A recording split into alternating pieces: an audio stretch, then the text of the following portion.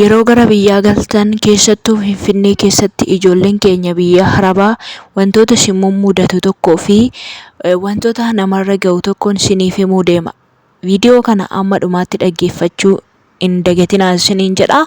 Ashamaa harka fuunee akkam jirtu hordoftoota chaanaalii koo hunduma keessan nagaan isiniif haa baay'atu jecha anaa dhufuu jedhee isiniin jedha. Oromoo marti keessan hundumtuu kutaadhaan amantiidhaatuun adda isiniin qonne.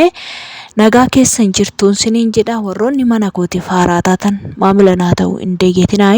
Warroonni dursa immoo maatii naa taatanii jirtan laayik godhaa isiniin jedha. Sheer illee godhaa. Laayikii keessaniin ijoollee baay'eetu dhufee irraa barata wanta kana. Wanta obboleettii tokkorra ga'e tokkoon isiniif himaa. Gara biyyaa yeroo galtan Finfinnee keessatti jechaadha waan obboleettii kana mudate. Keessattuu ijoollee keenya shamarranii kana gaafa gara biyyaa galan wantoota baay'eetu mudata beektu. Innaa micayyoon tuni gara biyya Arabaa kan turte biyya Arabaa hojjette gaaf kan itti birrii ishii qabattee gimmaashaan itti mana ijaarrattee turte. Mana ijaarrattee gaafa galuudhaaf kaatu egaa yeroo biyya galuudhaaf kaan wantoota nama barbaachisan bibbitatu beektu mitiire. Innaa micattiin tuni gaaf kan itti uffata ishii waan ishii barbaachisu warqii bilbila tokkoffaa ta'e jechaadha. Bilbila biyya Arabaa kan iPhone kana osoo hin taane Samsungidhuma ta'ee jira mitiire. Isa kan qabattu warqii qubaallee akkasuma kan gurraallee hunda isaa kaawwattee kan deemte jechaadha. Micattiin kun akkasittiin bitattee gara biyyaa gaafa galtu biyya galtee boolee keessatti wanti ishii mudate wanta xixiqqoo tokko ture sana keessa garuu hin dabarte.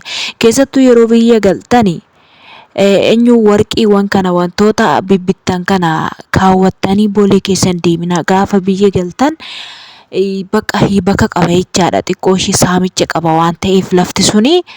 Innaa obboleettii tana wanti ishii mudate gaafa gara Finfinnee keessa odoo deddeebitu ijoolleen keenya biyya Arabaatti galtan beektu mitiire mana keessa waan hojjennuuf iyyuu qaamni keenya kun hin addaata. Amma dhagneetoo qilleensa Itoophiyaa fudhannutti micattii tuni achi booda otoo ishiin kaawwusuma kaatee warrattiitiin Finfinnee keessa deddeemuu kophaa ishii deemtii nama wajjin deemuusaa hin dhagne. Waan ta'een bibbitadha jettee warratteetu waan ishee hafee warqii ishee kan qubaa akkasuma birrii ishiillee jijjiirrattee akkaawuntii irraa kan qabdi. Akkaawuntii ishii irraa qabdi jechaadha. Kan mana ishiittiin bitattee jirti kan qabdu immoo akkaawuntii ishii irraa qabdi. Innaa Finfinnee keessa otoo deemtu muca'oon kun jechaadha. Waan ishii mudate tokko jechaadha. Waan ajaa'ibaa dhugaa rabbi jechaadha. Innaa otoo ishiin deemaa jirtu waan siiriisimoo maal jedhama waan ta'e namatti godhan kana jechaadha. Waan of nama wallaalchisu kana ishii waan ta'e bibbitachuudhaaf Finfinnee keessa deemaa jirtu itti godhanii ishiin maal fakkaatti akka Arabaa galte hin beeksisti hin addaatti qaamni ishii. Innaa isaan immoo hin beeku waan ta'eef warroonni waan akkasii namatti godhanii namarraa saamanii. Mica'oon tuni achii booda waan ta'e hin tuqani jettee waan ta'e dhugaa isaan tuqanii of wallaaltee qaama ishiirra kan jiru warqii qubaa hin qabdi, warqii gurraa hin qabdi. Akkasuma bakka bilbilarree of harkaa qabdi, akkaawuntii baankiillee of harkaa qabdi, borsaa ishii maxxanyu godhattee deemte jechaadha. Maqaasaa iyyuu rarraafattee deemti. Hunda isaa of harkaa qabdi jechaadha.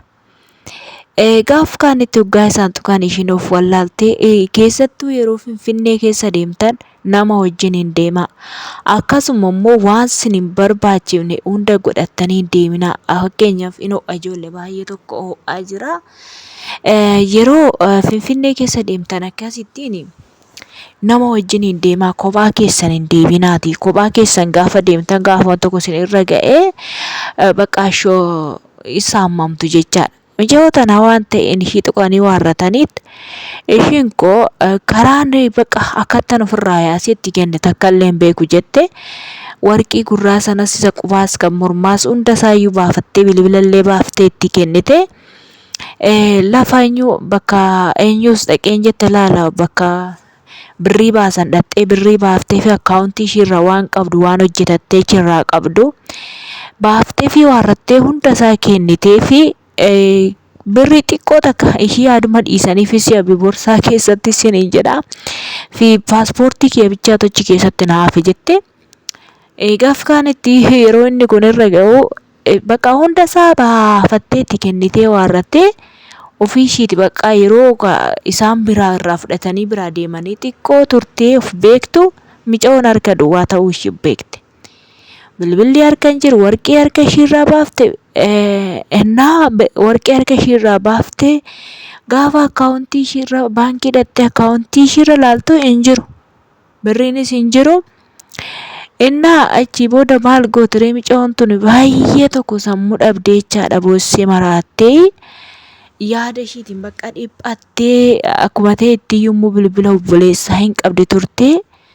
Bilbila obboleessaa gana biyyatti dawwalattee bakka obboleessi immoo achumarraan warrumti gara olii isaa ishii dhaqqabanii akkasitti micoo sana fuudhanii galan jechaadha. Amma micoon tun biyya Arabaatti deebitee biyya Arabaa hojjechaa jirti. Micoon sun nama gaa'ela dhaabee miti nama ofii ishiitiin hojjetachaa jiru mana ijaarratte garuu laalaa ishii sana ishii qabattee galte sana saammamtee bilbila ishiillee warqii ishiillee saammamtee jechaadha. Kanaaf waan akkanaa kana irraa of eeggadhaa. Isin keessattuu shamarran keenya yeroo lafa Finfinnee keessa deemtanii of eeggadhaa. Warqiiwwan kana iPhoneii jettan kana iPhoneii kana amma shamarroonni baay'een bitanii waarratanii mul'isu miti. Gaafa Finfinnee keessa deeman akkaataa irratti qabatanii deeman taanaan daqiiqaa takkatti irraa labu godhachaadha. Hattuu baay'atee jira. Akkasii of eeggadhaa. Micoon tokko immoo anaan dhiiga kiyya jechaadha. Inni ishiin immoo gara biyyaa gaafa galtu biyya Arabaati. Ishiin illee boolee keessatti warqii qubaa fi warqii gurraa kana hin baafatti. Achii booda baafatti waggaa isiniin jedhu waggaa kun bakka fattashaa sanatti jechaadha. Bakka fattashaa sanatti baafattee yeroo baafattu micoon achumatti irraanfattee deemtu beektu warqicha sana jechaadha. Akkasitti warqii sana dhabde ishiin illee. Gara biyyaa yeroo galtan warqii keessa yoo bitattanii fi kaawwattanii too hin galinaa gaafa galtan sana jechaadha. Maal seetan baafattanii illee nyochuu jira waan ta'eef irraanfachuu jira waan ta'eef waan akkasii gubbaarraa of eeggadhaa isiniin jedha. Of eeggannoo keessanii kun waan asin gorsuu qabu keessattuu shamarran biyya Arabaa jechaadha. Akka hin nyaatamne dadhabbii keessan hoggaa meeqaa garbatti akka hin naqne jechaadha. Micoon sun akkasittiin deebitee kun amma biyya Dubaayii keessa hojjetachaa jirti. Waan akkana na mudate naan jettee natti himtee obboleettii koonaaf himi naan jettee keessattuu ijoollee baay'ee rakkina keessan danuusaa keessan naaf barreessaa kan jirtan na dubbisaallee kan jirtanii waan ajaa'ibaa jechaadha. Ijoolleerraa akka hin geenye hordoftoota kee kana shamarroota si dhaggeeffataa akka irra hin geenye waan jedhullee kan naaf keessan danuusaanii jirtu garuu dhiifama naa godhaa naaf hin mijanne dura naa mijatee hunda isaatu nan dubbadha. Isiniin jechuun barbaada hordoftoota kiyya kanaaf micoon tun akkanatti nyaatamtee jirti. Of eeggannoo guddaa godhaa isiniin jedha. Amma qilleensa Itoophiyaa fudhattanii bakka hinoo ijoollee akkana ta'u kanatti isinitti ho'a. Qilleensa Itoophiyaa fudhattanii waan hundumaa nyaattan gaafa qilleensa Itoophiyaa fudhattanii gurraachuuf takkaatti addaatanii ormis immoo isin irratti hin beeku akkasiin biyya Arabaatti galtanii. Birrii keessanillee akkuma argitaniin akkaawuntii keessan irra duwwaan godhatinaa ishee bakka ta'e illee of dhoksaan isiniin jedha. Sababiin isaa wanti carraan akkanaa nama mudate taanaan baay'ee ulfaataadha isiniin jechuu barbaada. Hordoftoota chaanaalii kootii hedduu takka galatooma Oromoo na dhaggeeffattanii adaraa keessan laayikii gochuu hin dagatinaa. Sheer godhaan isiniin jedha. Laayikiin keessan dhaloota baay'ee bira ga'a. Ijoollee biyya Arabaatti galuudhaaf murtoo qaban birallee hin ga'a. Asuma maamila naataa viidiyoo kana yeroo baay'ee hin dhaggeeffatu. Namni 10,000 18,000 hin dhaggeeffatu. Garuu subscribe kan gootan xiqqoodha. Maaliif barbaachisee laayik godhaa subscribe godhaa maatii naa ta'uu hin dagatinaa.